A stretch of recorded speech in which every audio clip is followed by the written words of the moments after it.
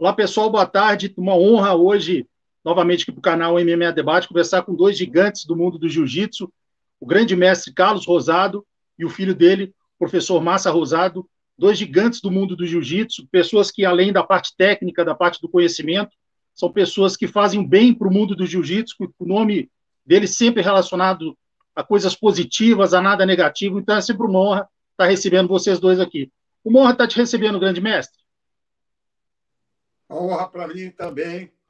Você sabe que você é uma pessoa que, apesar de nós ainda não nos conhecermos pessoalmente, já temos um carinho muito grande na nossa relação.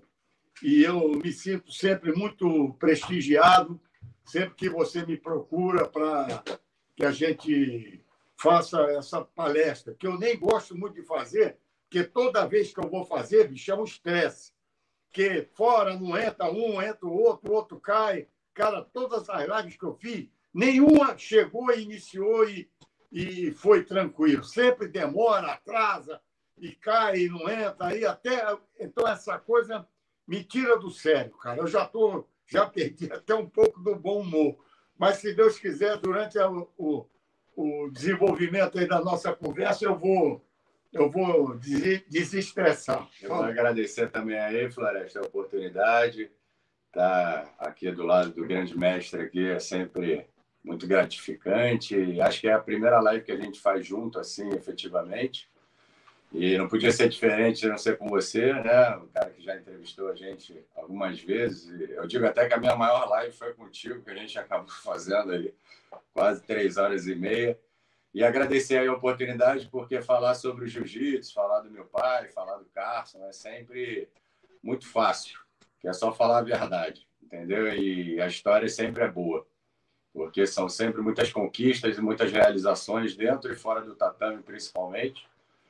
E te agradecer aí, em nome da família Rosado, aí, a oportunidade.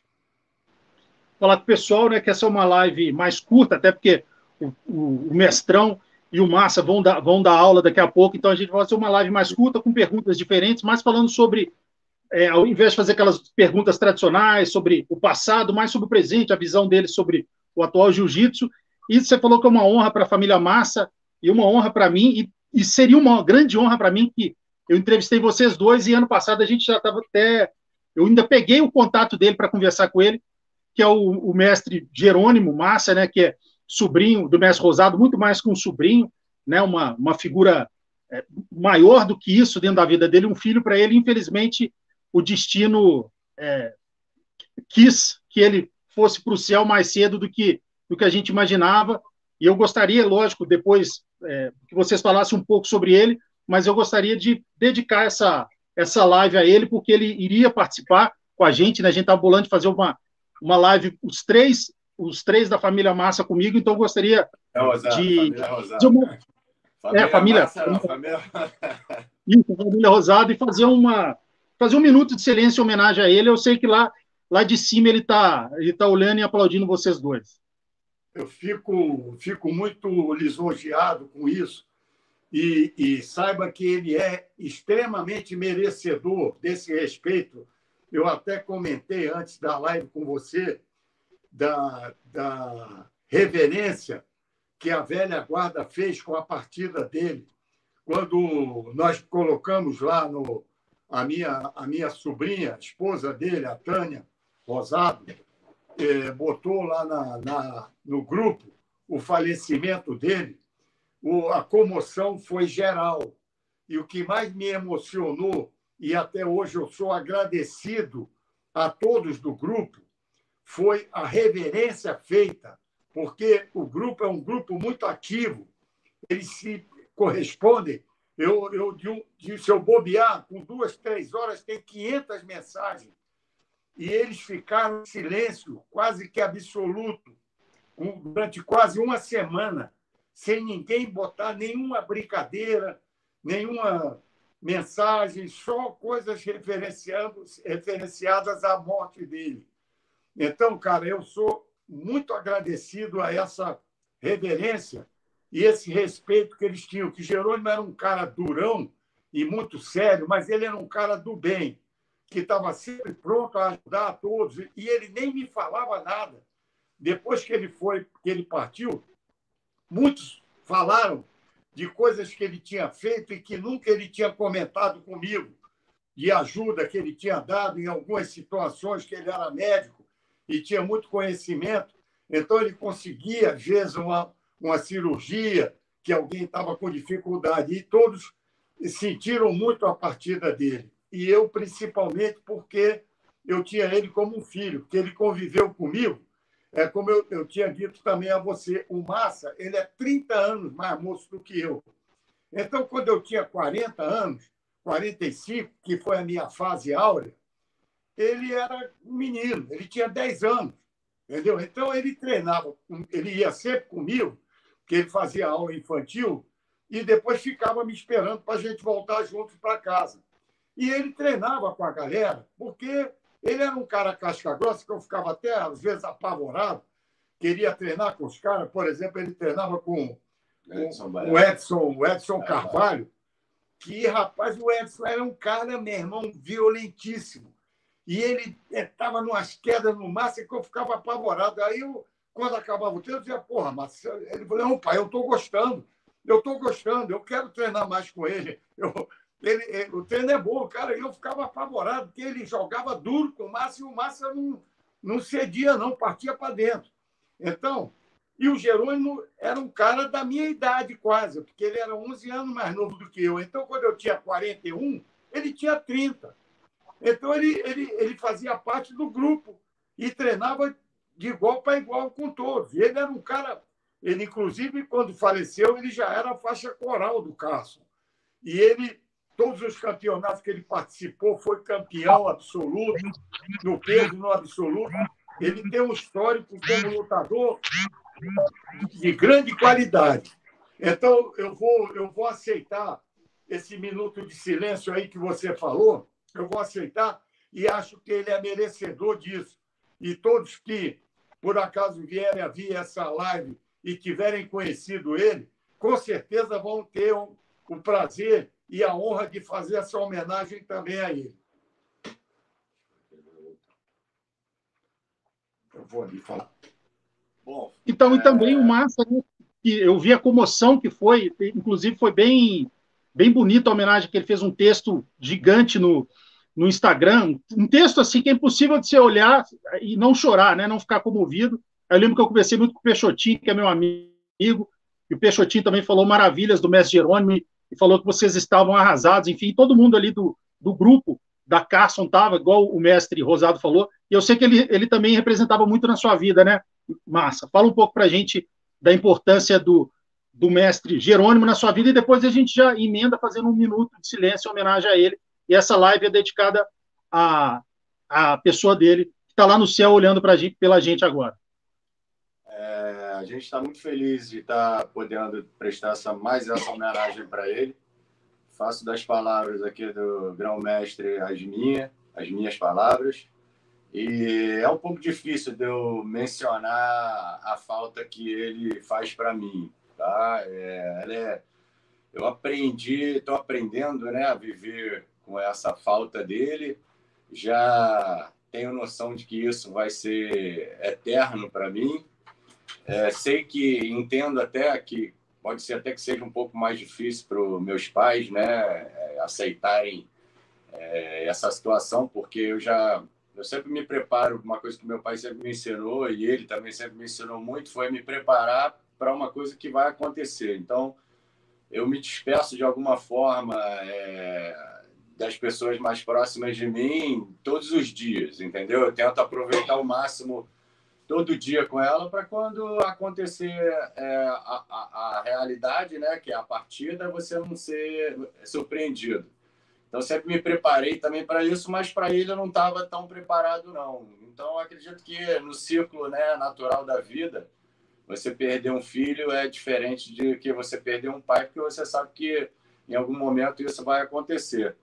Então, eu perdi uma pessoa em que, desde que eu me entendo por gente, ele sempre esteve muito presente, sempre me ligando. Ele, até quando vinha para o Rio, ele me ligava antes, falava, vai lá me buscar, porque eu já sabia que havia um sermão para saber da minha vida, para me orientar e tal. E ele já queria fazer isso antes dele chegar aqui, porque aqui ia ser só felicidade, jogar pôquer, tomar um negócio, sair para ir para a praia, às vezes fazer umas posições, às vezes a gente deitava na sala aqui mesmo da casa do meu pai e trocava umas ideias aqui, fazia umas clínicas, ele me mostrava umas posições, ou então a gente ia lá para Rosado, mas mencionar em palavras a falta dele é praticamente impossível.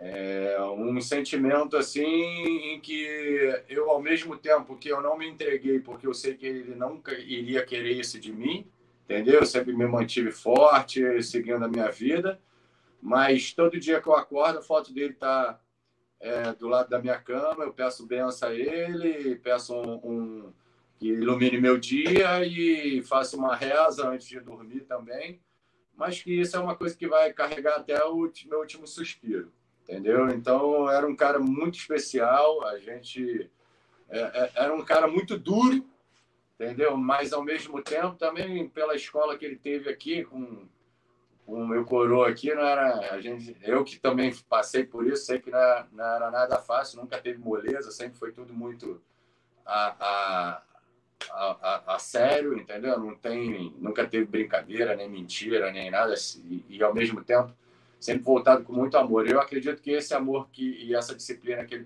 meu pai passou para ele de alguma forma também queria me passar como herança. E tenho certeza de que parte da minha formação, da minha educação, faz parte também de toda a participação dele. Então, é uma perda nossa aqui, né? Principalmente aqui de nós 5, né? Eu, meu pai, minha mãe e minhas irmãs, Mariana e Tatiana, que ele era como... Eu digo que ele era meu irmão, que ele era filho do meu pai. Ele é meu primo, porque ele é filho da minha tia. Ele é meu padrinho. E ainda tinha mais uma coisa. Era irmão, primo, padrinho e tio, que a gente chama ele de tio Jeff. Já estou organizando que eu vou fazer minha homenagem para ele, vou fazer minha tatuagem para ele, para manter ele aqui com mais uma reverência em relação a todo o agradecimento por tudo que ele fez por mim. E sempre que puder fazer alguma homenagem, alguma reverência, pode ter certeza de que a gente vai estar sempre pronto. Uma coisa importante, cara. Ele é um cara que ele não elogiava ninguém se não merecesse. E o que eu tinha de maior valor era que ele era meu fã, cara. Ele era meu fã número 1. Sim, se eu disser para você, se eu tive algum fã, era ele. E ele foi um cara que acompanhou a minha vida, porque ele estava sempre ao meu lado. E ele sendo um cara duro, no rigor da avaliação dele, e ele muitas vezes ter dito a mim que eu fui o exemplo que ele seguiu na formação dele, ele tendo sido um cara vencedor como ele foi na vida, como pai de família, como irmão, tio, filho, médico, tudo, ele sempre foi um vencedor. E eu ter sido exemplo para um cara que eu era fã também dele, então isso me deixava com muito orgulho. Mas vamos em frente, vamos fazer esse minuto de silêncio que eu vou me sentir mais uma vez assim, perto dele. Tá? Vamos fazer um minuto de silêncio em homenagem ao mestre Jerônimo.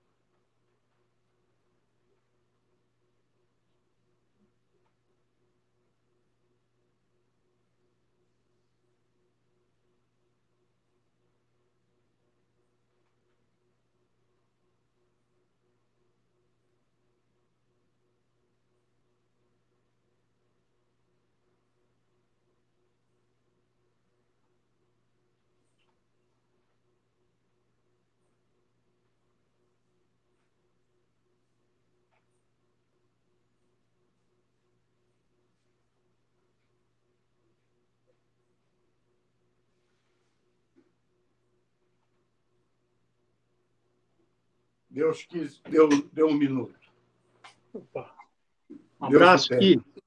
Deus o tenha e que ele continue lá de cima jogando as energias dele para a família Rosado e que vocês continuem sendo essa família exemplo, que com certeza, e Messi, você falou aí que se você teve algum fã, você tem vários e vários fãs, você pode ter certeza disso. Inclusive, várias das lives que eu faço é difícil de alguém não citar o seu nome, até porque você é uma das maiores referências da história do jiu-jitsu e da Carson Gracie. E falando nisso, falando do, eu sei que a live de vez em quando dá uma estressada natural, mas agora eu vou te desestressar, que eu vou falar de alguém que você ama, né?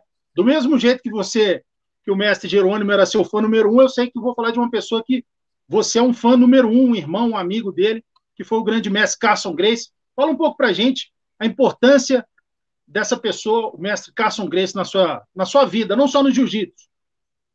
Cara, eu vou te falar aqui, eu até hoje, eu tenho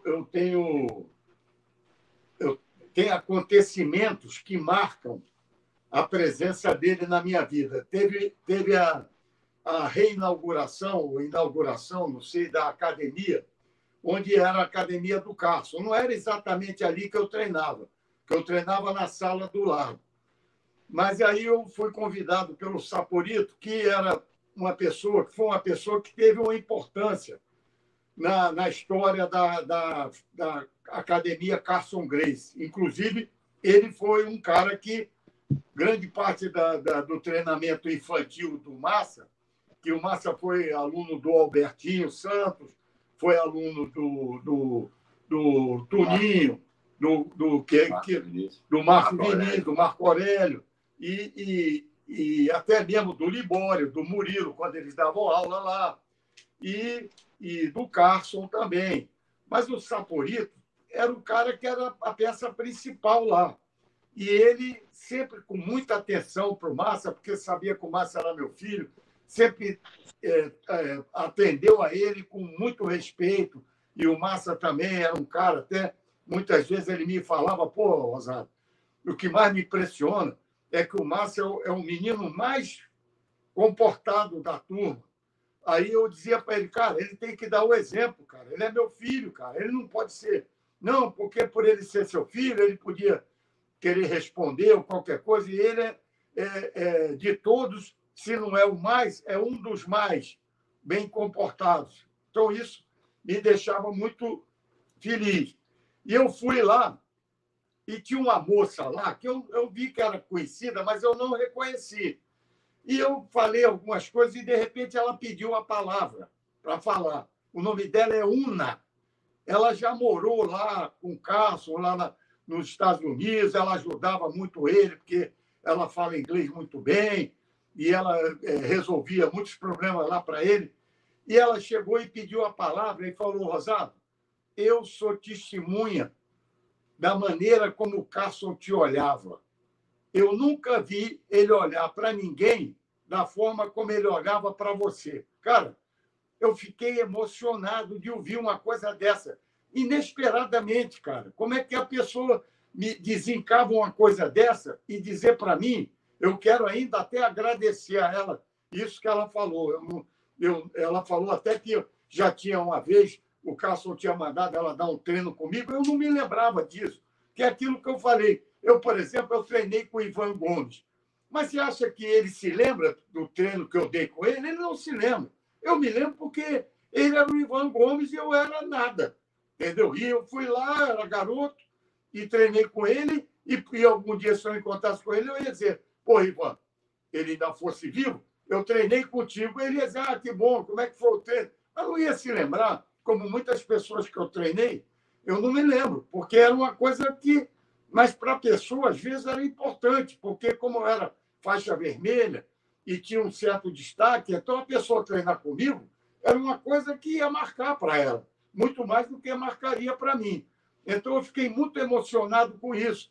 E isso traz a mim a real ligação que eu tinha com o Carson, porque ele ter me dado a faixa vermelha e fazer uma questão, cara, de sempre falar.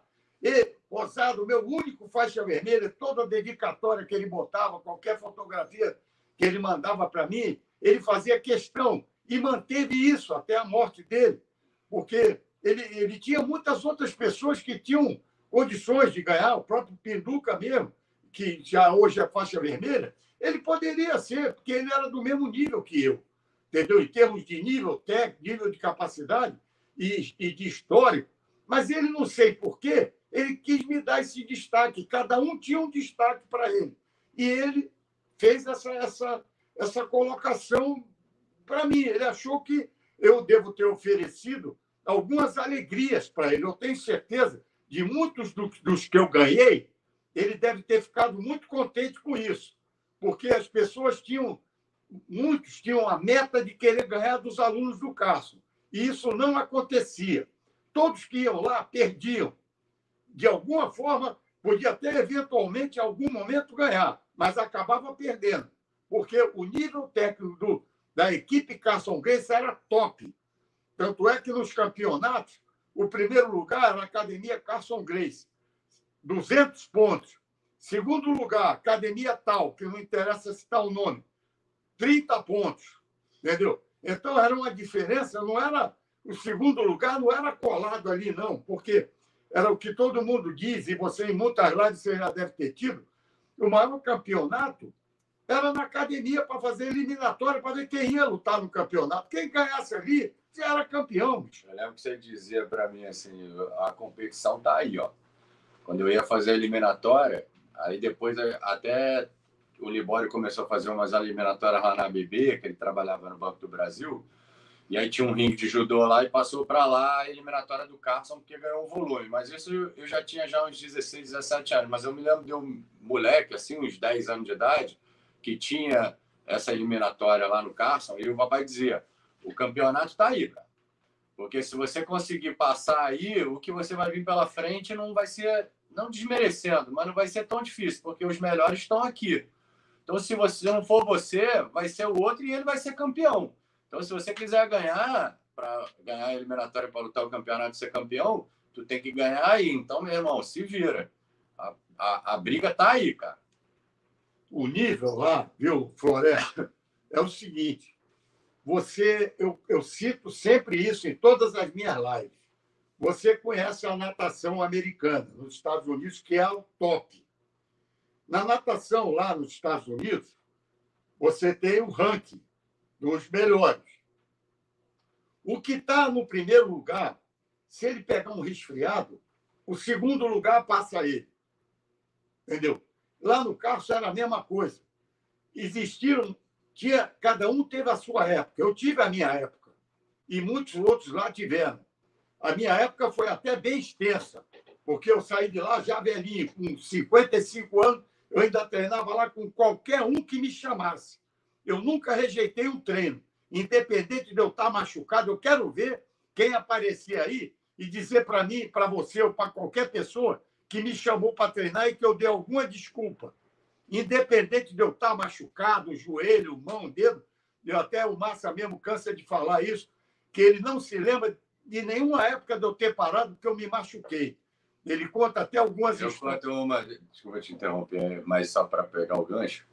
Eu chegava na academia muito cedo, Flávio. Eu chegava na academia por volta de umas 3h30, 3h30, e o meu pai chegava do trabalho para assistir meu treino na minha última aula, que era de 6h30 e 7h30, que era o treino mais forte. E aí, quando acabava, eu descia lá no Quebra-Nozes, me fazia um lanche, aí subia, ele já tinha dado os 2 treinos, aí ele me pegava e me botava numa mureta onde guardavam as bolsas. E eu ficava lá, às vezes... Massa, marca um tempo aí. Eu tive várias aulas lá de cima. Os treinos que eu assistia era só treino, tipo, aula, né? Então, aí eu lembro de papai treinando e ele deslocou o dedo uma vez que saía do lugar o dedo dele. E eu via ele colocar o dedo no lugar durante o treino. Tipo, o cara dentro da guarda dele, ele com o braço assim por trás do cara, botando o dedo dele assim no lugar que ele empurrava assim a articulação, e não parava o treino não. Eu me lembro, isso me marcou porque eu ficava meio nervoso na hora, porque eu falava, caraca, o dedo dele saiu do lugar. Cara, o dedo ficava apontando para o sul e ele indicando para o norte. Virava o dedo. E isso já podia ser uma desculpa, do tipo, calma aí, amigão, meu dedo saiu do lugar aqui. E o cara ia olhar e estava fora mesmo. E ele não parava, não. Ele botava no lugar e ali mesmo continuava. Então, a gente, como professor hoje, alguns alunos falam, pô, mestre, estou com dor no cotovelo, estou com não sei o quê. E a gente fala, cara, você reduz a potência do treino, mas não para. Porque eu não lembro de eu ir para a academia assim, vou lá para o Carson, e não tá com uma dor num dedo, num tornozelo, num cotovelo. Mas me forçou a desenvolver outras técnicas pelo fato de eu não estar podendo usar um punho, de eu não estar podendo usar um braço. A gente tem um aluno lá, um mexicano, que o ombro dele deslocou e ele vai operar. Ele não parou de treinar, mas ele treina com o braço amarrado. E pode ter certeza que ele vai operar agora, vai voltar a treinar, e o braço esquerdo dele, que ele não usava, deve estar numa habilidade enorme. Então, ele sempre me ensinou isso. Cara, tá machucado? Vai lá treinar, meu irmão. Doeu, bate, vai de novo, mas desenvolve outro jogo, porque você vai se forçar a fazer outra coisa. Então, esse tipo de ensinamento é que a gente tenta passar para os alunos, entendeu? Tá lesionado, vai treinar, mas não com a mesma potência, mas não para, porque se você parar, cara, vai ser muito mais difícil para você retomar, entendeu? E outro detalhe importante, esse problema é meu. Eu não vou treinar contigo, olha, cuidado que meu braço está machucado. Pô, esse problema não é teu, cara. Esse problema é meu. Quem tem que resolver ele sou eu. Então, quando o meu dedo saía do lugar, que ficava doendo pra caramba, quando ele ficava fora, era uma dor insuportável. Eu tinha que puxar e encaixar ele de novo. Isso não era problema do cara, bicho. Isso era problema meu. Eu não tinha que chegar e dizer, então, se eu tivesse com o meu joelho machucado, que muitas vezes aconteceu de eu ir, eu não falava para você, não. Eu ia treinar contigo. Rosário, vamos treinar? Vamos. Entendeu? Eu pensava comigo, se me ganhar, meu irmão, eu vou correr atrás de você até eu te pegar. Como eu peguei todos que me ganharam. Entendeu? Todos que eu perdi algumas vezes, mas todos que me ganharam, eu ganhei. Entendeu? Porque eu só sossegava depois que eu ganhasse deles. E aconteceu isso muitas vezes. E é como eu lhe falei, o nível do Carson, se você me perguntar quem era o melhor, todos lá eram os melhores. Lá não tinha o melhor. Lá tinham os melhores. Os melhores. Se você me pedir para citar nome, eu vou citar o nome de todos os da velha guarda. Porque todos os da velha guarda eram top. Porque lá no caso, se tu não fosse top, tu pipocava no segundo mês. Tu não aguentava a porrada lá. Entendeu? Porque lá não tinha babá. Lá era cada um por si no treino. Depois que acabou o treino, você se abraçava, meu amor, meu querido, tudo bem. Mas na hora da pauleira, meu irmão, não tinha ninguém para te proteger, não. Era você e o cara, e, meu irmão, atropela. Se tu não atropelar, tu vai ser atropelado. Então, eu tenho esse orgulho de dizer que a minha vida inteira, sendo eu faixa vermelha e a meta de muitos quererem me ganhar, tinha muitos que treinavam comigo com regularidade, mas tinha alguns outros que só me chamavam para treinar, para se medir, para ver como é que estava, se já ia me ganhar. E eu consegui passar a minha fase com todos esses que se mediram, sem conseguir me ganhar. Os que iam para se medir comigo sempre perdiam. E eu consegui, como aquele velho xerife, manter o meu padrão. Então, eu estou querendo falar isso sem nenhuma pretensão. Eu não estou, Rosado, pô, tá. Bicho, eu era bom, eu vou te dizer por quê. Porque eu vivia entre os leões, cara. Lá só tinha leão, bicho. Se você me pedir, fala aí algum, eu vou ter, bota o nome de qualquer um aí, que eu vou dizer para você, era fera. Entendeu? Não tinha, não sobrevivia. Quem não fosse fera lá, não sobrevivia. Tinha que pedir a conta e ir para casa. Eu não ia continuar. Vamos lá. Márcio, tem alguma coisa complementar da importância do Carson na sua vida? Tá. Eu ia falar em relação à academia. Mas Carson Gracie é um dos, se não for é um dos maiores visionários. Outro dia eu estava até vendo, acho que foi ontem, ele no Jô Soares lá fazendo uma entrevista e falando sobre o MMA. Cara, isso aí deve ter sido em 1987, sei lá, quando ele foi, acho que o Jô Soares estava no SBT, e ele já via, falou, o MMA vai ser o maior esporte do mundo, entendeu? E era um cara que parava, eu até queria até falar isso, que quando ele organizou lá o Heroes, que foi... Teve em Teresópolis, mas o primeiro foi em Niterói, que o papai até foi juiz da primeira luta do Paulão Filho, que a gente estudava junto no colégio, era até engraçado que a gente era da mesma sala, e eu falava, cara, vamos brincar, que ele adorava brincar de luta. Eu falava, vamos brincar de luta, não, então a gente vai quebrar a sala toda. Então deixa pra gente treinar só lá na academia. E ele dava queda lá nos outros moleques, ele era faixa preta de judô também, mas foi uma fase boa. E eu lembro dele falando lá no vestiário, dele falando pro próprio Paulão, antes da luta, que ele, no corner, ele não olhava, porque normalmente o técnico, ele olha pro aluno dele, entendeu? Para ele falar, bota a mão no joelho, vai não sei o quê, blá, blá, blá. E ele relatou lá na hora, e eu prestei muita atenção nisso, isso ficou gravado, que ele olhava pro adversário e gritava como se ele estivesse lutando. Entendeu? Ele olhava para o outro cara e falava assim, agarra o pescoço, sem olhar para o aluno dele. Como se ele estivesse lá no ringue lutando. E se você for parar para pensar, olha que visionário, cara. Olha a técnica dele. Entendeu? E se você for parar para pensar, todo mundo olha o atleta dele, né? O meu atleta da Rosada, eu olho para o meu atleta para eu falar para ele o que é para ele fazer. E o Carson olhava para o adversário e fazia como se ele estivesse lutando lá. Então, também, mais uma vez, resumir em palavras, para falar de Carson Gracie, é praticamente impossível, porque foi, acredito que é e vai ser o melhor de todos, cara. Não tem nem grau de comparação, entendeu? Não só como lutador, como principalmente como treinador, coach. Ele, uma vez, eu fui lutar um campeonato lá, o papai falou de Saporito, o Saporito às vezes botava a gente numa Kombi, pegava trem, ia treinar lá, lutar lá no subúrbio, porque não tinha campeonato. E aí ele mandou eu entrar no ringue e ele me ensinou uma posição assim do nada. Ele já tinha já uns, sei lá, eu fiz aula com ele quando eu tinha 4, 5 anos de idade. Eu já devia ter uns 16, 15 anos. E aí ele me mostrou uma posição que eu nunca tinha feito, não conhecia, e eu ganhei a luta final nessa posição que ele me mostrou. Eu falei, cara, como é que ele sabia disso? Como é que o cara, será que ele dormiu, sonhou e falou, o Massa vai acontecer isso, eu vou mostrar para ele?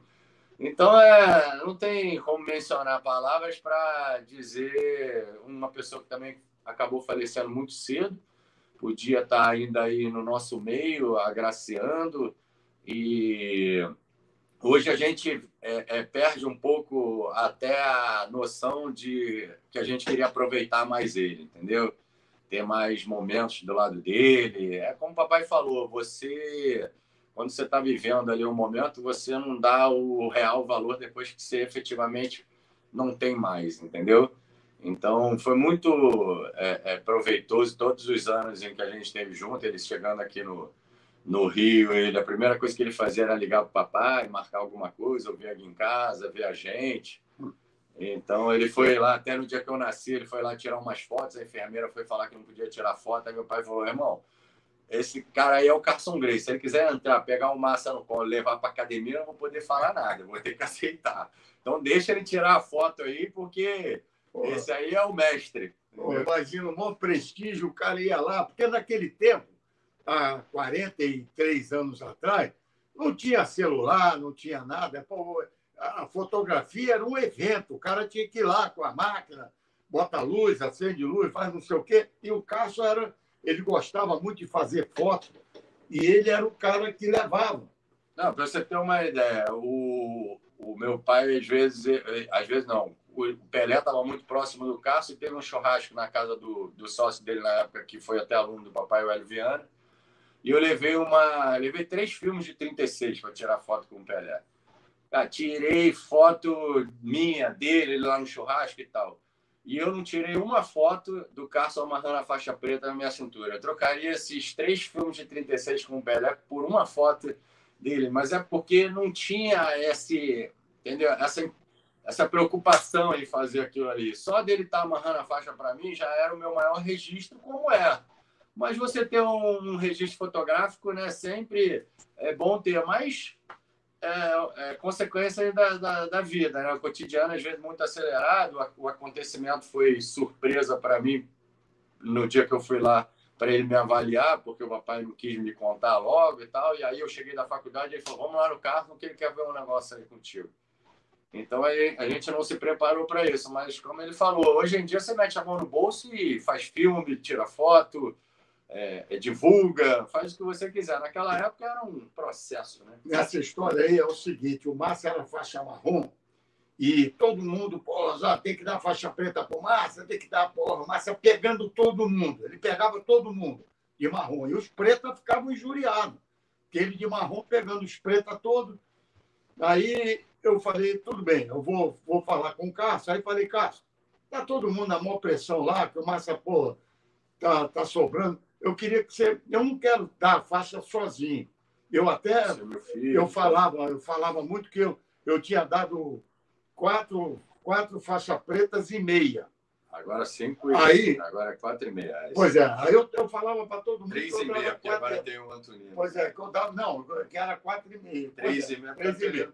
3,5. Aí a minha mulher falou, pô, pai, você tá errado. Você não deu a meia faixa do Márcio, você deu a faixa inteira. E o Cássio deu a outra faixa inteira dele. É isso aí. Então, ele é a faixa preta seu e a faixa preta do Cássio. E o Márcio não ter essa foto dele, isso não importa, porque nós temos a visão dele botando a faixa. E o cara que o Márcio foi lá para avaliar tinha sido o cara que tinha sido campeão no peso e no absoluto, na faixa preta, no domingo. E na segunda-feira, o Cássio mandou o cara ir lá para fazer o teste do Márcio. Ele já sabia. Ele falou, papai falou isso na quinta, ele falou, traz o Márcio aqui segunda-feira, 1h da tarde. E eu estava na faculdade, aí voltei da faculdade, quando eu cheguei na segunda, ele falou, pega lá o kimono que a gente vai lá no Carson ver uma parada. Porque ele sabia que se ele me contasse na quinta, eu ia passar o final de semana, né, naquela adrenalina, ansioso e tal. Então, você vê que é um grande mestre, né? Até nesse quesito, ele prestou atenção, entendeu? Ele falou, não precisa ficar sofrendo por antecipação. Mas aí, depois que ele anunciou, né, meu irmão? Aí, virei a chave e tive essa honra, né? De ser faixa preta do grão-mestre Rosário e do grão-mestre Carson Gracie. Não, o Márcio teve muitas histórias. Você quer ver uma outra história? Boa. Lá no Carson, quando tinha campeonato, você está me vendo aí pela metade ou está me vendo inteiro?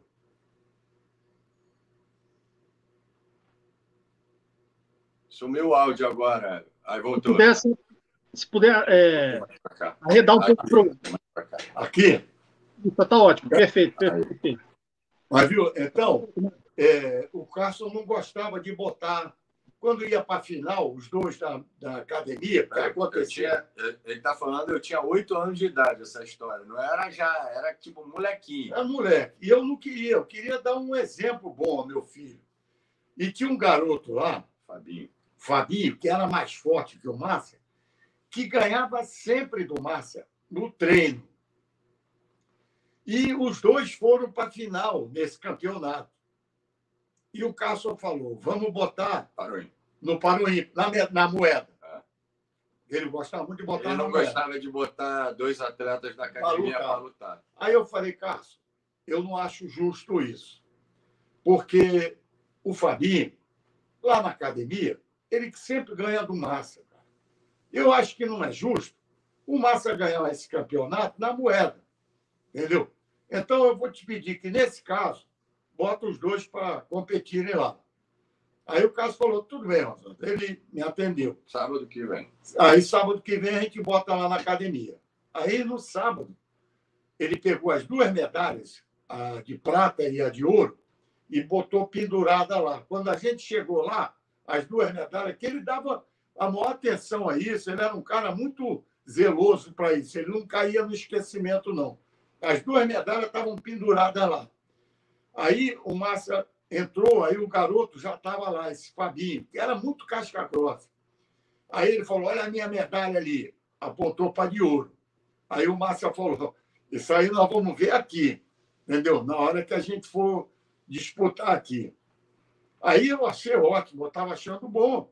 E se o Márcio perdesse, para mim estava tudo legal, porque ele estava perdendo com um cara que era muito bom. Inclusive, era mais forte do que ele. E da mesma academia. Era da mesma academia e era mais pesado. Ela era fortão. E nessa idade de criança, peso tem uma influência muito grande.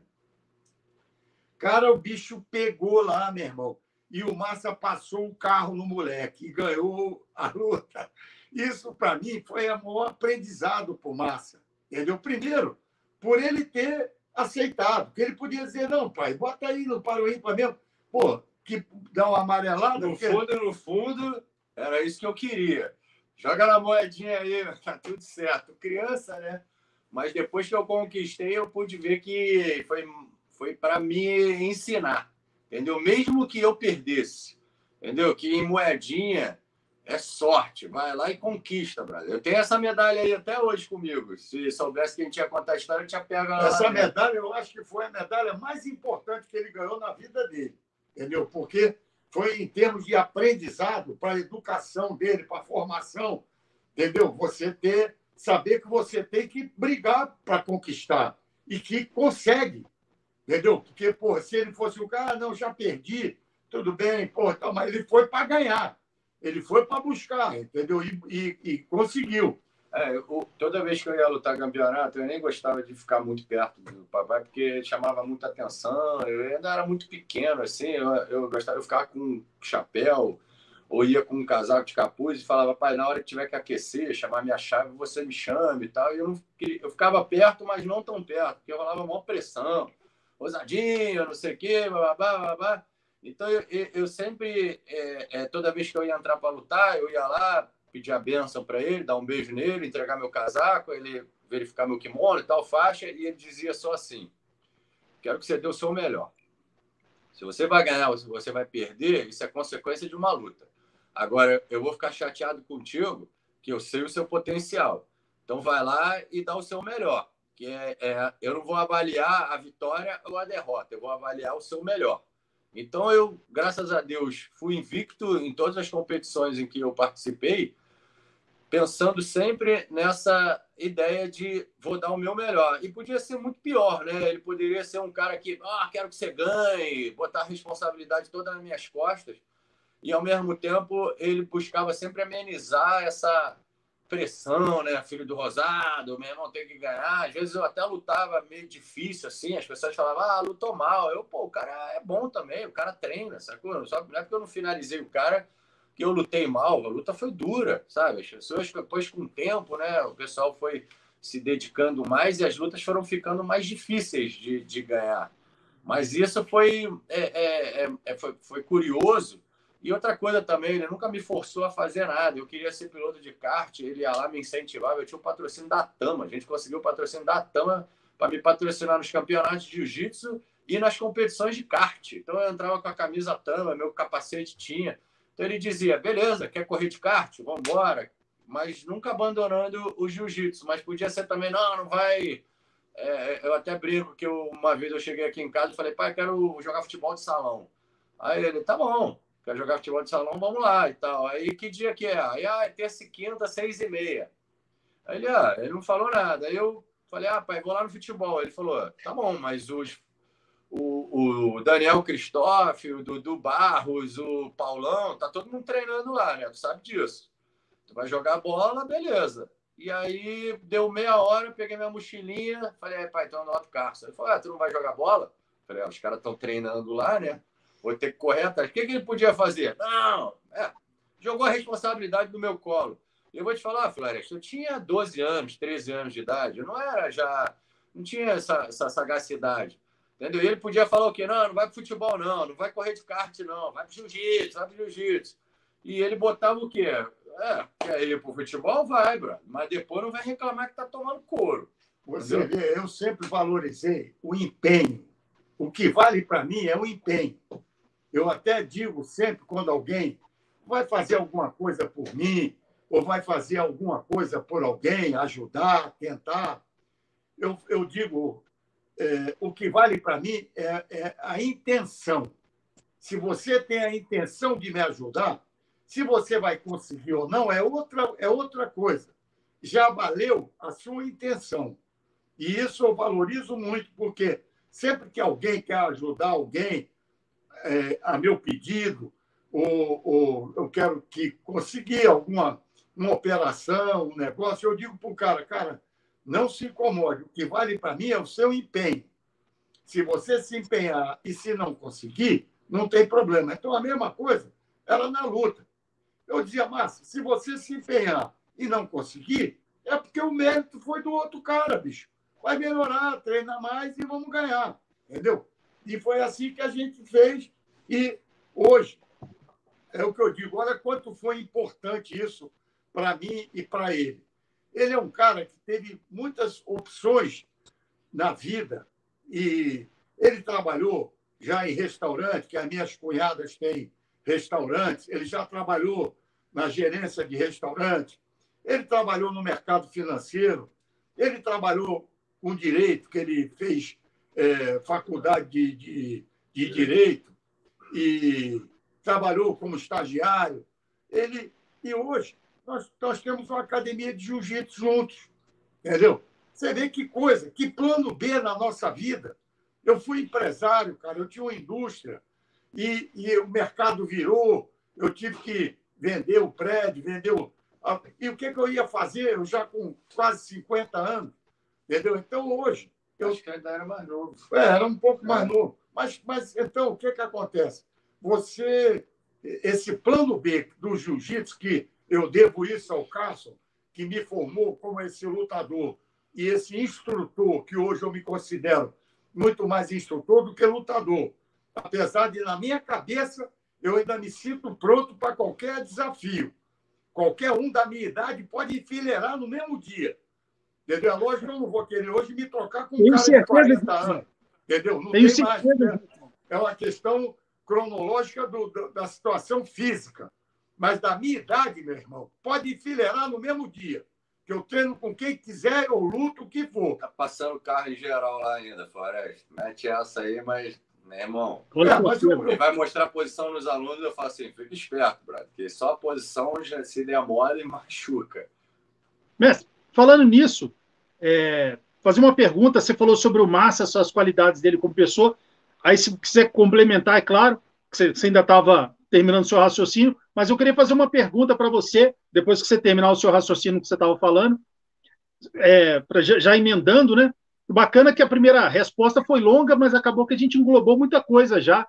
Algumas perguntas que eu ia fazer sobre o mestre Carson, mas foi uma resposta bem completa sobre o que era o Carson como pessoa, como mestre também. Aquela explicação que você deu do detalhe que ele te deu, Massa, que ele te ensinou o pulo do gato ali de uma hora para outra, que você ficou... Aquilo era uma pergunta que eu ia fazer. Horas antes da competição. Que era o Carson como ele mestre, lutava, né? Com o cara. Ele como segundo, ele não era o cara, ele estava lutando com o cara. Ele entrava exatamente junto. Isso aí é fantástico. Então, acabou que aquela resposta você já englobou muitas, e muito bacana isso. Mas uma que eu queria fazer para o Mestre Rosado e depois para você também, Massa, um complementa o outro. Mestrão, o que você admira no Massa como professor de jiu-jitsu? No Massa, como professor de jiu-jitsu, você olha, quando você está lá olhando assim, meu Deus, meu filho é bom mesmo, não? Eu gosto desse jeito dele, a paciência, ou o jeito dele detalhista, ou o jeito dele ser amigo da pessoa, o jeito da educação, ou como ele passa, ou como ele consegue autoridade sem ser autoritário, ou algo assim que você olha para as características do Massa como professor de jiu-jitsu, que você fica encantado e depois, Massa, você fala, é lógico, né, você está diante aí, teve a honra de ter sido escolhido aí para ser, o destino te escolheu para ser filho de um dos maiores nomes da história do jiu-jitsu. Quais que são as características do grande mestre Rosado como mestre de jiu-jitsu que você olha assim, que você, meu Deus, como é que ele consegue fazer isso? Como é que ele consegue tirar essa explicação com uma facilidade tremenda? Enfim, que vocês dois falassem as características dos dois. Primeiro? Eu vou falar primeiro. Eu vou falar primeiro porque eu não sei se ele vai falar a mesma coisa de mim. Então, eu acho nele, a maior qualidade dele é a capacidade de improvisação, entendeu? O lutador, ele tem que saber improvisar, cara. Ele tem que ter recursos para tudo. Se você vier com um golpe mirabolante, mais esquisito do mundo, em cima dele, ele vai arranjar uma maneira de sair. Ele vai improvisar uma forma e vai sair. Então, essa, em termos de qualidade como lutador, que eu vejo nele é a capacidade de improvisação. Uma das qualidades que eu vejo nele, primeiro, ele era um cara muito levinho. Então, ele jogava na velocidade. O estilo dele era um jogo rápido. Por quê? Eu dizia, cara, você não pode querer se trocar com ninguém. Você tem que voar dentro do cara. Você tem que ser um passarinho e sair voando aí dentro. Não pode deixar o cara te agarrar como uma jiboia, porque acabou o teu jogo. E depois, cara, ele ficou forte. Ele virou o Massa, que hoje ele é o Massa. Hoje ele faz crossfit. É um cara que, se eu mandar a foto dele aí para você, tu vai ficar impressionado. O bicho está um monstro. E manteve a velocidade. Então, ele passou a ser um cara forte e rápido. Essas duas qualidades no lutador são fundamentais, porque ou o cara tem uma, ou ele tem outra. E o Massa ficou com as duas. Ele é rápido e forte. Agora, ele não era, ele só era rápido. E depois que ele ficou forte, então, e a gente brinca muito lá na academia. Como professor. Outra coisa que é muito interessante é que na aula infantil, eu sou muito brabo lá, entendeu? Eu sou brabo, porque eu nunca bati nele, nunca bati em nenhum filho, nunca apanhei do meu pai, entendeu? Então, eu sou muito durão, eu sou muito rigoroso na educação, mas não com pancada. Eu me imponho o exemplo com imposição, com seriedade, com firmeza nas decisões. Então, ele diz, pai, você é o policial brabo e eu sou o policial bom.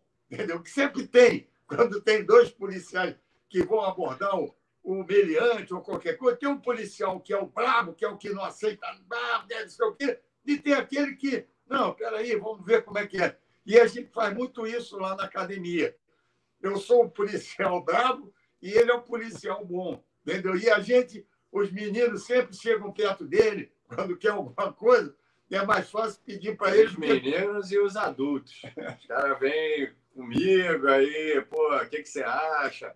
Aí, relaxa, vou falar com o mestre, vou ver como é que eu faço para resolver isso aí para você. Então, e a capacidade dele de ensinar, cara, porque às vezes o camarada é um bom lutador, mas não é um bom professor. E às vezes ele não é um bom lutador e é um bom professor, como eu conheço alguns que não foram nenhuma expressão no jiu-jitsu, mas que são excelentes técnicos, entendeu? Então, o que acontece? Ele foi um bom lutador, um excelente lutador, ainda é, e é um excelente professor. Eu digo a ele, agora só quem dá aula particular na academia é ele. Eu parei de dar aula, só dou aula de grupo junto com ele. E as aulas particulares ele dá porque se chegar um cara forte lá para querer fazer aula, vai encontrar a pressão com ele. Se for fraco, ele também tem a dose certa para dar. E ele assumiu essa responsabilidade lá na academia. Ele tem a maioria dos alunos de aula de grupo fazem aula particular com ele também, para corrigir. Isso é uma coisa muito boa. E eu digo, aproveitem, cara, porque você tem um cara que sabe tudo e que está disponível aí para ensinar. Entendeu? Eu quisera poder ter, se eu pudesse ter tido o Cássio para me dar aula particular quando eu quisesse, cara, porra, eu ia contratar ele para fazer aula todo dia, se fosse o caso. Então, essa é uma das poucas qualidades, das muitas que ele tem, que eu estou mencionando, que é a pessoa boa, que ele é uma pessoa tranquila e que ele se limita muito quando está perto de mim. Mas eu me lembro quando eu chegava lá na Estação do Corpo, uma academia que a gente deu aula, lá na Lagoa, que era uma academia muito boa, e todo mundo chegava, pô, teu filho, cara, que cara espetacular, o Márcio é o máximo, cara, como ele é gozado, como ele é... Aí eu dizia, e ele fala, cara, porque, pô, ele é tão quietinho, mas que ele só ficava quieto perto de mim, mas quando ele está sozinho, ele é um cara abrangente, cara. E é impressionante o carisma que ele tem, como as pessoas, como ele é envolvente, como as pessoas gostam dele. E eu fico muito orgulhoso, porque é meu filho, cara. Né? O que eu tenho para dizer é que eu comecei a lutar jiu-jitsu com 2 anos e quando eu tinha 13 para 14, o papai começou a dar aula e me chamou para vem comigo e tal, para você aprender.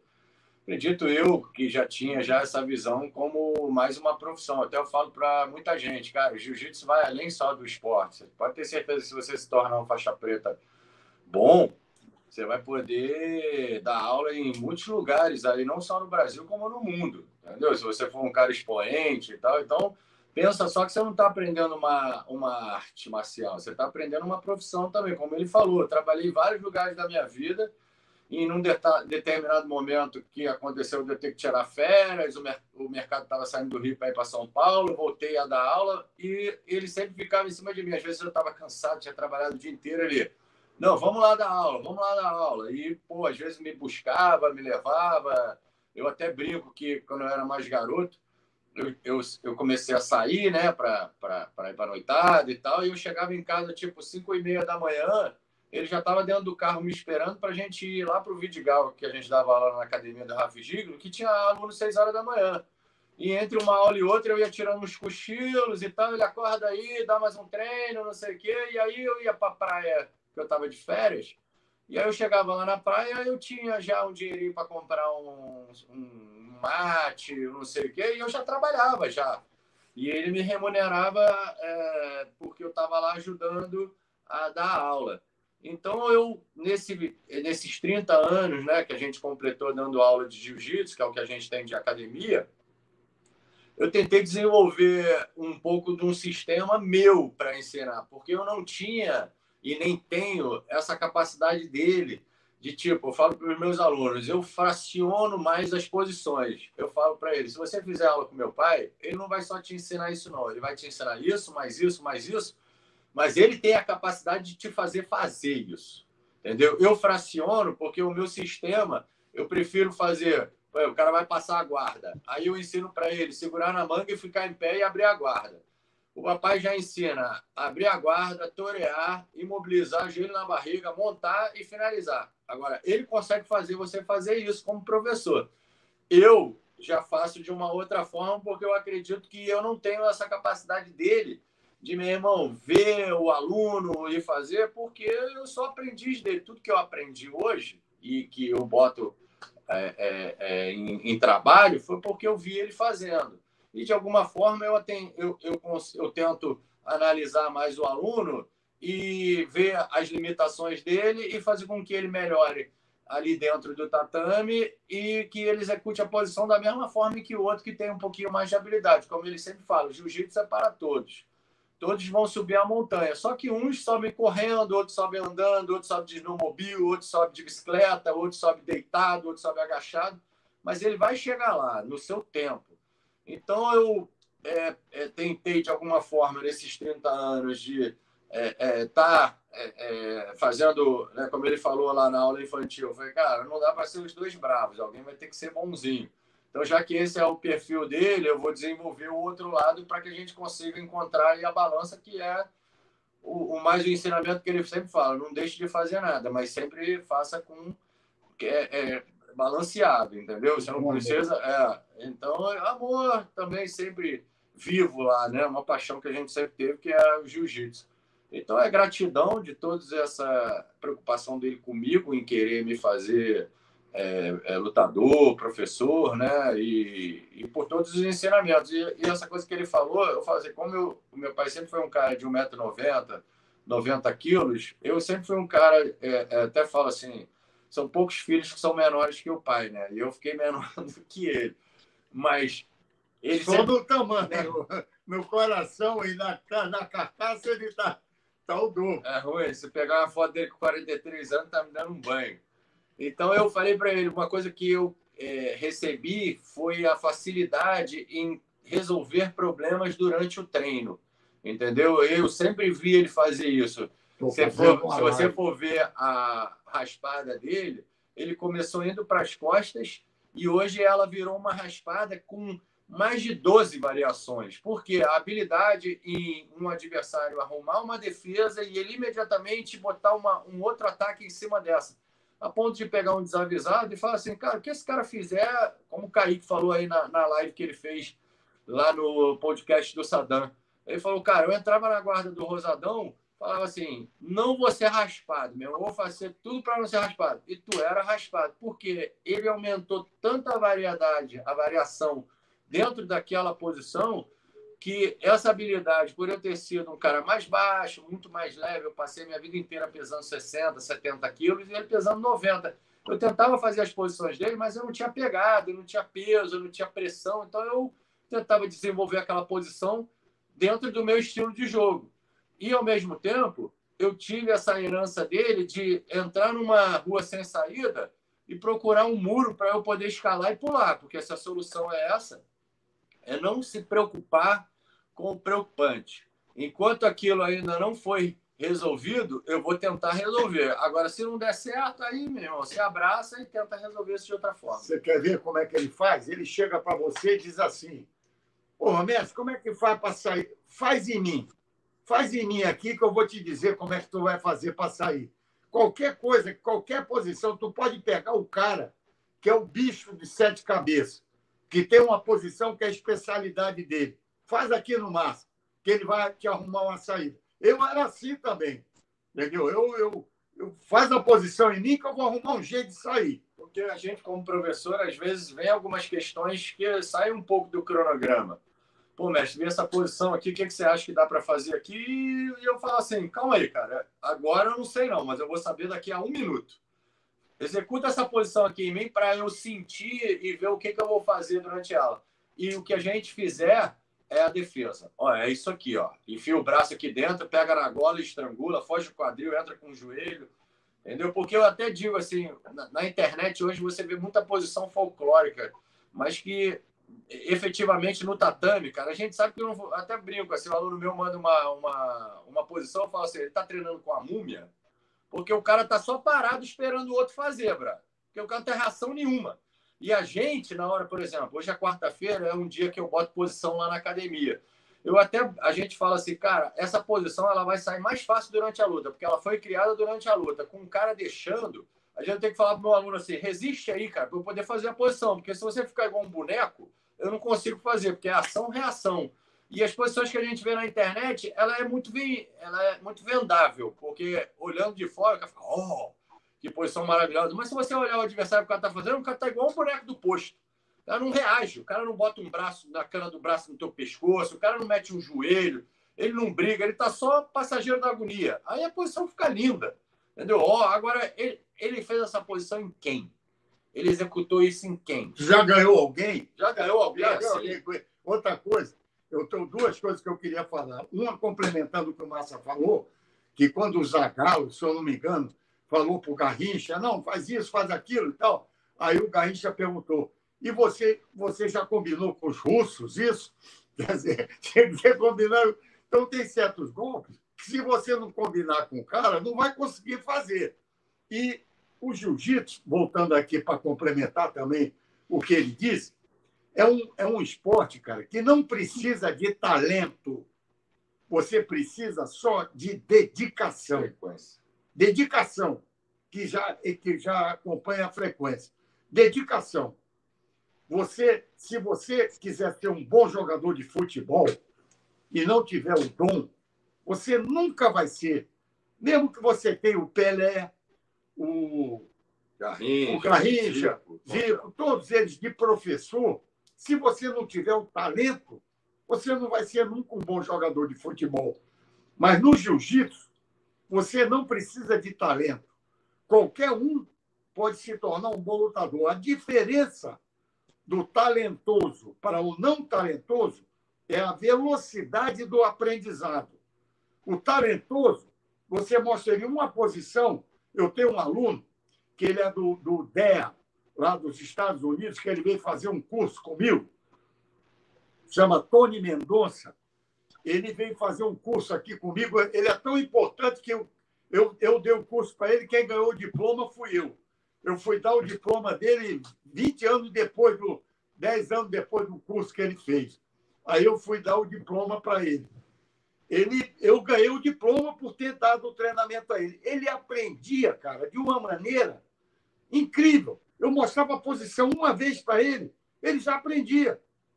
Aí eu falei para ele, comentei com ele isso, eu falei, pô, Tony, eu estou impressionado com a capacidade que você tem de aprender. Ele falou, mestre, eu aprendi a aprender. Você tem que aprender a aprender. E eu aprendi. Então, ele, quando eu ensinava uma coisa, ele focava. Às vezes eu estou mostrando uma posição para o cara, aí o cara está me perguntando outra coisa. Eu vou dizer, porra, cara, eu estou te ensinando isso aqui, tu já está preocupado com outra coisa. Como é que tu vai aprender isso, cara?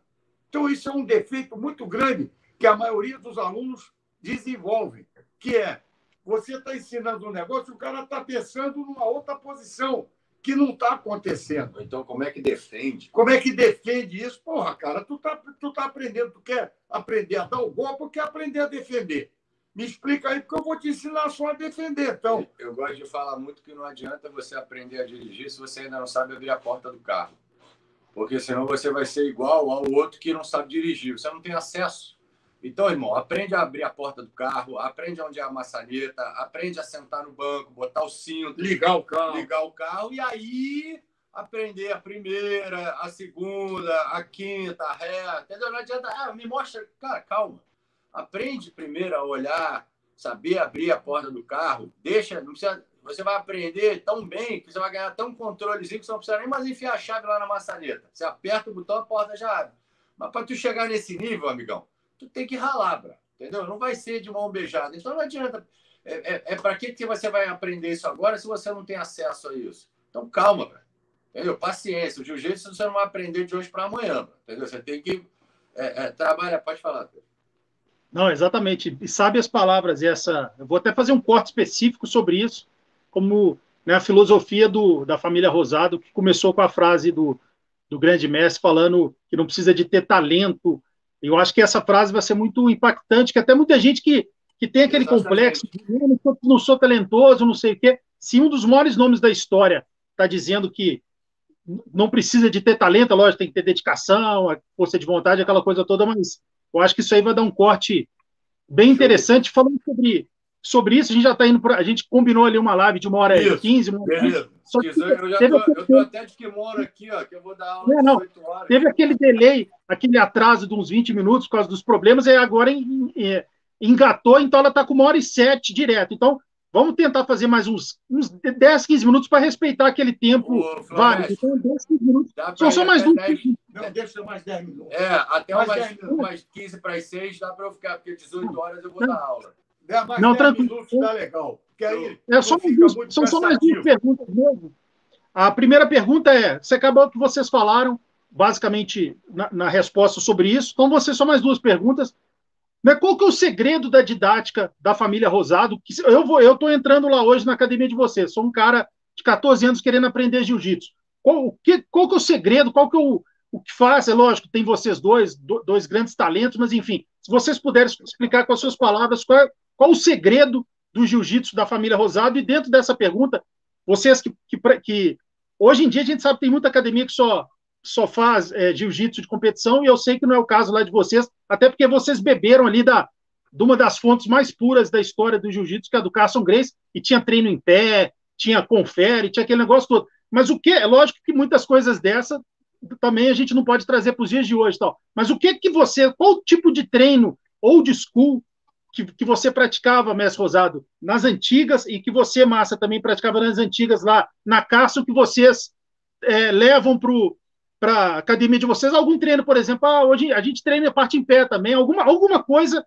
das antigas que vocês trazem para o treinamento de vocês atual, algum dia, até um dia que é o dia da parte em pé, alguma coisa assim, e qual que é o segredo do método da família Rosado? Eu vou resumir aqui em poucas palavras. O nosso método, eu tenho certeza que o Massa vai estar de acordo comigo, é a certeza do resultado do que eu estou te ensinando. Nós não temos dúvida da forma como nós aplicamos os golpes, que se você der o katagatame da maneira como eu vou te ensinar, o cara vai bater ou vai dormir. Se você aprender a dar o armlock da maneira como eu vou te ensinar, ou o cara vai bater ou tu vai quebrar o braço dele. Eu não me lembro de ninguém não ter batido ao eu pegar um golpe. Eu nem vou citar nome aqui, mas essa semana passada mesmo eu vi um Vale Tudo, um UFC, que eu vi o cara pegar 2 vezes o katagatame e não fazer o cara bater. Eu vou te falar, se me botar lá em cima desse cara, eu com 73 anos, eu duvido que ele não bata. Ou ele bate ou ele dorme. Eu vou me levantar e ele vai ficar dormindo lá. Entendeu? Ele não bateu porque ele não soube apertar. Isso aí eu não tenho dúvida. Porque, então, essa certeza que a gente tem da qualidade do que a gente sabe fazer, porque nós treinávamos com os melhores do mundo, cara. Onde a gente treinava era onde tinha os campeões dos campeões. Porra, e o golpe dava certo, cara. Então, se você pega um cara que é top do top, como é que você não vai pegar o que é só top? Entendeu? Então, eu acho isso, que a nossa didática é a certeza do que nós ensinamos. Se você não está finalizando, é porque tu está fazendo errado. Porque se tu fizer certo, deita aí que eu vou te pegar, que eu quero ver tu não bater. Entendeu? Bota o cara que não está batendo, que eu vou mostrar como é que ele bate. Entendeu? E isso aí eu acho que o Massa pode ter alguma coisa para complementar, mas eu acho que é o que é mais importante lá na nossa academia é a certeza da qualidade das nossas técnicas, da nossa montada, do nosso katagatame, da nossa americana, da nossa raspada. O que você aprender, se aprender com a qualidade que nós queremos te passar, você vai ter resultado. E é de cada aluno, né? Cada um tem a sua limitação. Como o papai falou, existem os alunos que aprendem com mais facilidade e outros com menos. Mas não que ele não vá conseguir. E a minha orientação a ele é que, cara, vai experimentando de algumas formas diferentes dessa que você está fazendo. Porque do jeito que você está fazendo, não está 100% certo. Quando você encontrar, você vai ver a diferença. Como a gente já comprovou isso lá dentro da academia, do aluno depois virar para mim e falar assim, nossa, mestre, caraca, a posição que eu estava com maior dificuldade está fluindo. E aí ele já fica esperando a aula de amanhã, porque ele já quer fazer, né, e tal.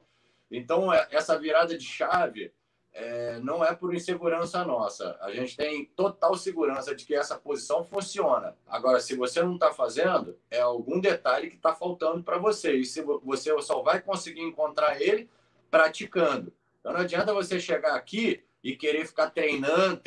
Chama um amiguinho, pratica a posição, pergunta, tem a mim, tem ao mestre, tem aos alunos lá mais graduados, porque a gente sempre tentou fazer de todos uma família. Então, às vezes, chega um aluno lá novo, como você falou, ele imediatamente ele é abraçado, porque os que abraçam já foram abraçados em algum momento. Então, ele se vê ali. Ele falou, pô, há 2 anos atrás eu era esse faixa branca aí e todo mundo aqui na academia me recebeu muito bem. Vou fazer esse papel também por ele. Assim como esse menino de 14 anos em algum momento vai ter 18, ele vai fazer por outro lá também.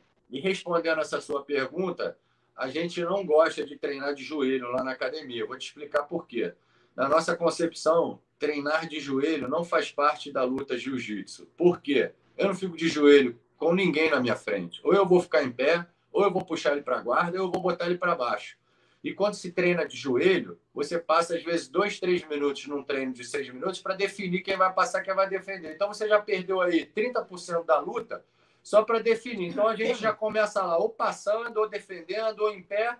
E, porventura, às vezes, a gente faz um treininho de joelho só para brincar, mas não faz parte do nosso cronograma por essa opinião, porque eu acho que perde um pouco. Eu não me lembro de eu lutar com alguém de joelho e ficar de joelho. Ou eu vou ficar em pé para dar uma queda, ou eu vou tentar ir para cima, ou eu vou puxar ele para a guarda. Agora, ficar os dois de joelho, não vejo muita finalidade em relação a isso. E um dia na semana lá, a gente faz o treino old school, que é o quê? Todos os treinos lá são direcionados por mim ou pelo grande mestre, né? Pelo grão-mestre. Mas nesse dia, a gente dá uma liberdade para os alunos convidarem o amiguinho para treinar. Então, aquele menos graduado pode virar para o faixa roxa lá e falar, irmão, vamos dar um treino? Obviamente, todos os treinos são analisados, ninguém treina lá sozinho, mas nesse dia a gente faz esse treino mais livre, entendeu? Do tipo, Floresta, quer dar um treino? Fulano, quer dar um treino? Que é o old school, né? Não tinha muito isso. Estava lá no ringue, meu irmão, era para treinar. Então, para trazer isso um pouco à tona também, a gente faz o dia old school lá em casa, que é a finalidade de qualquer um poder chamar o outro para treinar e o outro ter a liberdade de querer ir ou não, né? Mas aí fica na saia justa. Mas é uma coisa que traz uma adrenalina maior. E eu já sabia exatamente dessa resposta que foi basicamente o que a gente falou sobre a diferença dos treinos, né? O diferencial que vocês têm ali na academia. Aproveitando, já antes de eu fazer a pergunta final, já fala o endereço aí para a gente já deixar aqui para o pessoal. Quem não está no Rio de Janeiro, queira lá fazer uma visita, enfim, até mesmo para poder ter a chance de conhecer o Mestre Rosado, conhecer você, enfim, conhecer a estrutura, enfim. Avenida Copacabana, número 450. Nossa Senhora. Avenida Nossa Senhora de Copacabana, número 450. E o telefone lá é 2548-9090. É fácil. É só deixar lá um número. Se quiser, deixa um recado. Tem meu celular lá. A pessoa pode ligar para mim. E pode mandar também uma mensagem. A gente tem o Instagram, que é @rosado_jiu-jitsu, que lá tem bastante informação nossa. Pode mandar uma pergunta sobre o direct, ou então entra no Google Maps, que tem lá também, lá no Google, lá indicando a academia. E por conta da pandemia, a gente está com os horários de segunda a quinta, às 7h30 da noite, e o infantil terça e quinta, às 18h30. Ou seja, segunda, terça, quarta e quinta, às 19h30, nós dois estamos lá dando aula. Isso é uma coisa também que é legal de falar, que lá na Rosado Jiu-Jitsu não tem um Rosado dando aula, não. Tem 2. E às vezes tem até 3, porque o primo dele, que foi o primeiro faixa preta dele, apesar dele não ter no nome, mas ele é porque lá é Rosado e Maia. Ele é Maia, mas ele é primo do meu pai. Então, às vezes, tem até 3 faixas, 3 professores dando aula lá, 3 rosados. Então, na Rosado Jiu-Jitsu, você faz aula, às vezes, com 3 rosados. Então... E tem mais um outro faixa preta, que é o Sérgio Pinheiro, que é um casca grossa, formado por mim também, que está sempre lá. O Antonino, outro faixa preta também bom, que também está disponível lá. E só para complementar aqui rapidamente, eu cito muito como exemplo, eu não sei, você não deve ter conhecido, não é da tua idade, a Zélia Cardoso, que foi ministra da Economia do governo Collor de Mello, que ela ficou fazendo experiências. Ela fazia uma medida, aí a medida estava um problema, um M, que eu ia falar, até uma coisa que eu não gosto de falar palavrão, não sou bem educado nesses termos. Lá ele só fala quando o aluno não está fazendo a posição. Aí ele fala, pai, mano, não é para falar palavrão aqui, mano. Aí faz o cara fazer a posição. Então, ela estava sempre fazendo uma experiência nova e não dava certo, ela mudava tudo no outro dia, aí botava outra medida, aí não dava certo. Lá nós não temos essa dúvida. Lá nós vamos te ensinar hoje, dessa maneira, amanhã, se você não fizer, é porque está faltando alguma coisa. Mas se fizer, vai dar certo. A gente não tem dúvida com relação às técnicas que nós usamos. E isso, para mim, é uma glória, ter essa oportunidade de poder ensinar um jiu-jitsu, que eu digo que é o melhor jiu-jitsu. Se alguém tem o melhor, é igual o meu. Melhor do que o meu, eu duvido que tenha. Pode ter igual, mas não tem melhor. Eu tenho lá o melhor. Não é melhor do que o seu. Se o seu é o melhor também, é o melhor igual o meu. Mas lá nós temos o melhor jiu-jitsu a ser ensinado. Isso aí eu não tenho dúvida. A primeira aula que a gente passa para o aluno, só para finalizar, Floresta, é que entre uma posição e uma finalização, obviamente, se você estiver perdendo, estiver faltando 30 segundos, você vai para as cabeças, não tem muito o que escolher. Mas numa dinâmica de uma luta, você sempre priorizar a posição. Porque se você prioriza a finalização e você perde tudo. Agora, se você perde a finalização, mas continua na posição, você ganha uma nova oportunidade de criar a nova finalização. Porque você se manteve montado, porque você se manteve nos 100 quilos, porque você se manteve numa meia guarda. Então, a gente tenta sempre passar um jiu-jitsu básico, mas muito eficiente. Eu canso de falar isso para meus alunos. Gol contra. O Galo, o Galo lá. O Galo jogou com o Fluminense, que é o nosso time. Apesar da gente não ser muito ligado ao futebol. O gol do Galo foi no ângulo. O gol do Fluminense foi contra. Bateu no teu goleiro e entrou. Quanto é que foi o jogo, amigão? Foi 1-1. 1 a 1. O gol no ângulo não valeu mais. Entendeu? Então, o objetivo final é ganhar a luta. Se você vai ganhar com armlock voador, ou se você vai ganhar numa chave de pé, num armlock, numa chave de braço, é indiferente. Agora, um armlock, de fato, é muito mais arriscado você perder a posição, porque às vezes o cara sai e vai para cima e te amassa, e você perde, de repente, uma montada, do que, de repente, um katagatame, que se você perder, você permanece montado e busca uma nova possibilidade de finalizar. Então, a gente sempre preza muito por esse jiu-jitsu, o raiz mesmo, que vai para cima, garante a posição, prioriza a posição, é daí para mais, porque jiu-jitsu para trás nem para pegar impulso, amigão, é daí para frente. Jiu-jitsu é in, vai para dentro, entendeu? Agora, pergunta final para poder liberar o Massa, que ele já está daqui a pouco aula.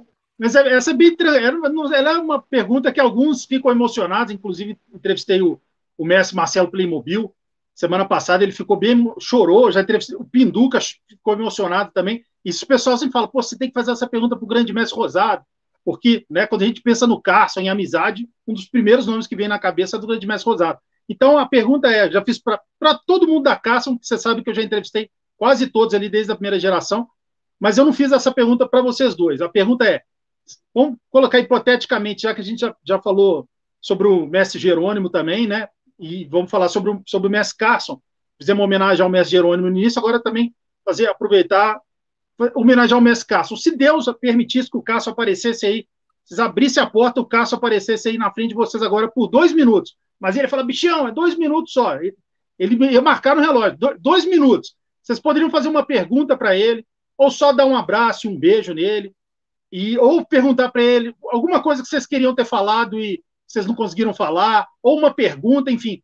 Qual que seria a reação de vocês se o Carson aparecesse aí na frente de vocês, se vocês tivessem a oportunidade, ou vocês não queriam falar nada, só dar um abraço apertado nele, enfim. Começando com você, Massa, deixar o grande mestre para responder essa por último. Cara, eu ia só agradecer a tudo que ele me ensinou, a todos os momentos de alegria, a todos os momentos perto dele, os jogos de baralho, os galos que ele me fez criar aqui dentro da casa dos meus pais, sabe? Só agradecimento, seria só gratidão e dizer que ele faz muita falta aqui, né? Dentro da nossa casa, dentro do nosso meio, dentro do jiu-jitsu, que ele é uma figura impossível de se alcançar. Acredito que dificilmente a gente vai ter outro Carson Gracie no mundo. Então, eu iria só dizer a ele obrigado e te amo, sacou? E dar o máximo que eu pudesse de tempo, pegar aquela energia ali, ficar bem apertado nele ali, para eu poder pegar ao máximo essa energia dele e essa gana de vitória e de conhecimento e de tudo. Por isso, toda vez que eu passo lá na imagem dele lá da estátua, eu faço a reverência, agradeço a tudo e dizer que, como eu te falei no início da live, eu tenho certeza que ele também não gostaria de ver ninguém choramingando pelos cantos, entendeu? Ele era um cara muito simples e muito para frente.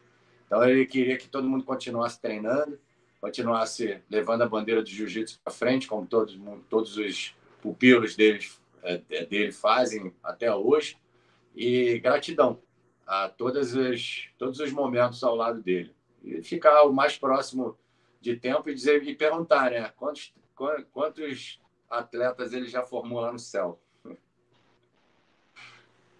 Cara, eu pensei aqui e fiquei meio perdido, porque o Carson ele me fez muita coisa de bem. Uma das grandes coisas que ele fez em mim foi eu acreditar em mim. Ele tinha muita confiança em mim. Ele me despertou isso. Eu não tinha essa confiança que ele tinha. Eu dizia, pô, se ele confia em mim, como é que eu não posso confiar? Entendeu? Então, a credibilidade que ele tinha no meu desempenho e na minha conduta me fez acreditar em mim e ser o que eu fui na luta. Ele era um cara que dizia para cara, você é o cara, entendeu? Então, você ouvir isso de um cara que é o top do top, e você dizer, pô, eu vi isso de Jerônimo também, ele muitas vezes falou para mim isso. Então, esses caras dizerem isso para mim, porque eu sou um cara muito simples, cara, eu sou um cara humilde, eu não sou um cara pretensioso, eu sei da minha capacidade, mas eu não sou eu sou eu e acabou, entendeu? Tranquilo. Então, o que eu poderia dizer a ele, logicamente, como todos teriam, primeiro, que eu estava bem, eu estou bem com o Carson. A minha relação com ele sempre foi muito boa. Então, a partida dele, eu não fiquei devendo nenhum amor por ele, entendeu? Eu dediquei esse amor em vida. Eu dediquei esse compromisso de respeito e de segmento em vida. Então, quando ele partiu, que foi uma surpresa, foi um golpe também tão forte quanto o de Jerônimo, a minha consciência estava tranquila, porque eu vivi bem com ele. A nossa vida foi muito boa. E eu só guardo boas lembranças. A minha relação com o Cássio é só de admiração. Ele era um cara do bem, cara. Ele só queria ajudar todo mundo. Ele era um cara simples, humilde pra caramba. O cara que foi quem ele foi, o potencial. Cara, meu irmão, e ele ser um cara tão desprendido, você chegava nele, as portas dele estavam abertas. Você chegava nele com muita facilidade, entendeu? Não sei se você teve a oportunidade de conhecê-lo, mas se não teve, você não imagina o que você perdeu. Até os inimigos dele, os da outra fase, todo mundo adorava ele, porque ele era um cara que chegava junto, entendeu? Então, cara, é dizer um muito obrigado sempre para ele, agradecer todo dia e rezar por ele como eu rezo sempre, entendeu? Para que ele esteja num lugar bem bom, me esperando lá, que eu ainda vou querer dar uns treinos com ele quando eu chegar lá em cima, no céu. Ele já deve estar lá treinando com o Jerônimo, reclamando de Jerônimo, que o Jerônimo tinha um golpe, que ele não gostava que Jerônimo pegasse, que Jerônimo pegava todo mundo. Aí dizia, porra, Jerônimo, você é grossura? Porra, não pega isso não. Então, ele deve estar lá, os dois brigando lá em cima.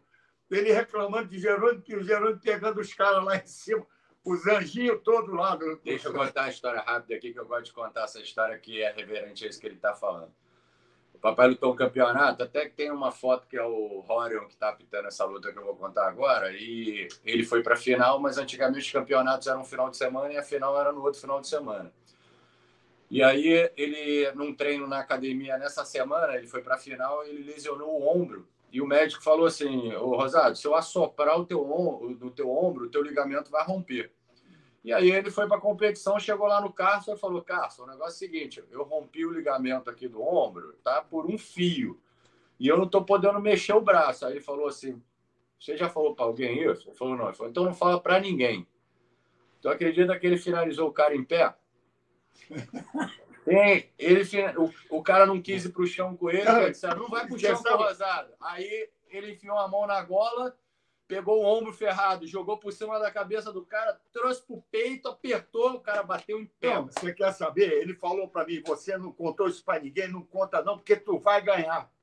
Você vai ganhar essa luta. Cara, eu já fui para lá derrotado, porque eu sabia que eu ia perder. Eu não conseguia mexer meu braço aqui, nem até aqui, cara. E ele falou, não fala isso para ninguém, porque tu vai ganhar. Essa luta é tua, meu irmão. E ganhou. E fui lá e ganhei a luta. Entendeu? E fora outras histórias que eu lembro de eu lá, ele vai lá, Rosadão, a gente tem que ir lá buscar o japonês, porque ele ia lutar com o Valide não está aqui, você pode pegar o cara, meu pai, beleza, a gente ir de carro lá no hotel, pegar o cara, quando a gente voltar, o Valide está lá, e ele fala, porra, mestrão, o Rosadão, não precisa mais não. Ele falou, pô, Cássio, agora eu vou querer pegar o cara, porque eu já me preparei psicologicamente.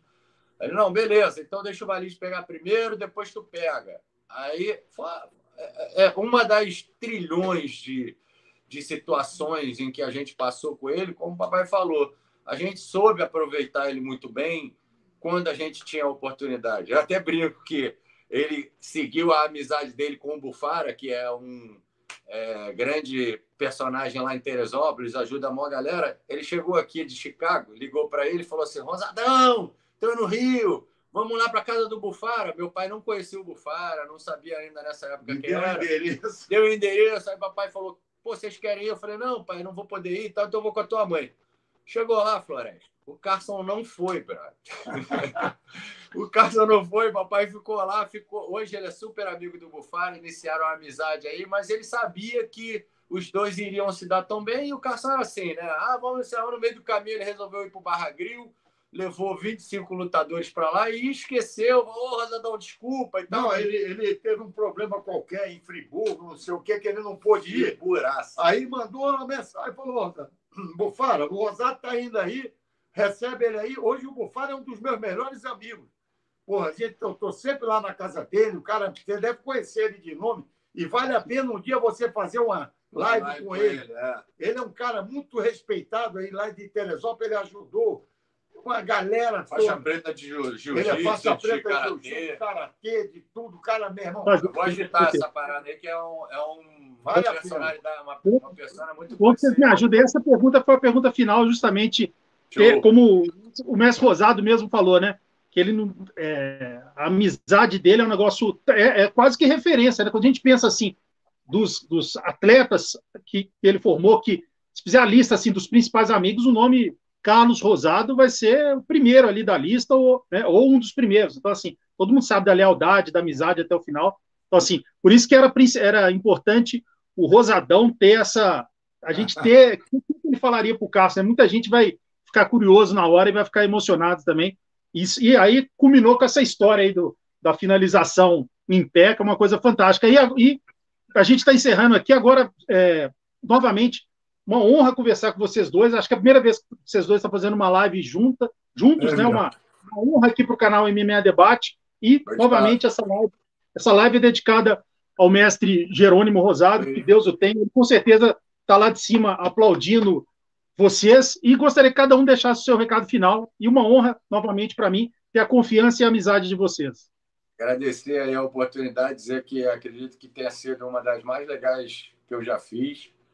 É sempre muito gratificante bater esse papo contigo, estar aqui do lado do meu pai. E todo momento que eu posso, eu tento estar perto dele. É uma honra poder trabalhar com ele esses anos todos e aprender isso tudo. Obviamente, também, junto com a minha mãe, né, que é a parceirona dele aí, ele fala que ele mata e a minha mãe esfola. É uma parceria aí bizarra de se ver e que eu tento trazer isso também para dentro da minha casa, junto com a minha amada esposa Cris e o meu filhote canino, Kobe. E em breve aí estou tentando ver se vem o herdeiro aí, mais um netinho aí para ele, no futuro breve. E agradecer, cara. Agradecer a você, agradecer a Arte Suave por me proporcionar tudo isso que eu tenho hoje. Agradecer a oportunidade de poder estar perto do meu pai e dentro e fora do tatame. E principalmente fazer um agradecimento final ao grande mestre Carson Gracie, entendeu? Acho que sem ele, nada disso hoje estaria acontecendo, independente da sua escola, entendeu? Acho que se não fosse a figura Carson Gracie, talvez o jiu-jitsu continuaria naquela coisa da década de 70, 80, que era uma coisa muito fechada, né? Uma panelinha muito grande, as pessoas achando que jiu-jitsu era só para orelhudo, matador e brigão, e muito pelo contrário, ele traz uma disciplina dentro e principalmente fora dos tatames. E te agradecer aí e dizer que a família Rosado aqui torce pelo sucesso sempre do canal aí MMA Debate, que traz sempre figuras importantes e muito gostoso de assistir esse bate-papo aí que você faz com uma excelência muito grande aí. Dá boa noite a todos aí e agradecer a oportunidade. Não falamos nome de ninguém, entendeu? Não precisou mencionar, porque hoje não teve... Foi uma coisa bem... Foi um bate-papo. Achei ótimo isso. Eu evito muito. Às vezes eu sou convidado para fazer live e eu nem aceito, porque eu não gosto. É uma coisa meio estressante. O negócio não entra, fica faltando, apaga, desliga, não sei o quê. Algum nome.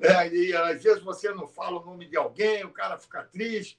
Então, eu acho que hoje foi bem tranquilo, um bate-papo aqui na companhia do meu queridão aqui, que é meu parceirão, e queria que Jerônimo estivesse junto, se ele estivesse vivo, ele com certeza estaria. Nós já tínhamos até combinado isso, já tínhamos até falado que você ia fazer uma entrevista com ele, e depois nós íamos fazer uma, nós três, mas tudo bem, Deus quis assim. Então, falar do Carson sempre para mim é muito bom, e poder sempre agradecer a tudo de bom que abriu as portas do jiu-jitsu para o mundo. Ele ensinou o jiu-jitsu bom para todos.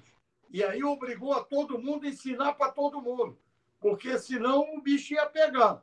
E ele abriu as portas, não cobrava, entendeu? A academia era as portas abertas. Para você pagar, era impossível. Missão impossível. Entendeu? Imagina, o cara dava de jiu-jitsu de graça para todo mundo, para a galera. Mas tá bom, vamos em frente. Valeu, muito Floresta. obrigado. Boa noite aí, amigão. Tamo junto, tá? Abraço grande. Abraço. Fiquem com Deus. Os... Valeu.